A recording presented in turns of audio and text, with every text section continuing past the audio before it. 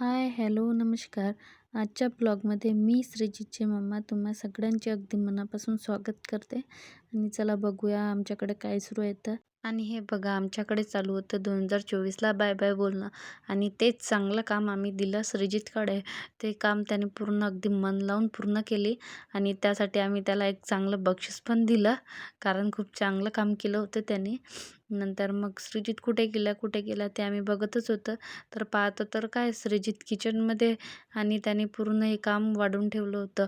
पूर्ण शेंगा वगैरे सर्व फेकून दिल्या होत्या आणि त्याला पुन्हा मी टोपलीत टाकायला सांगत होते.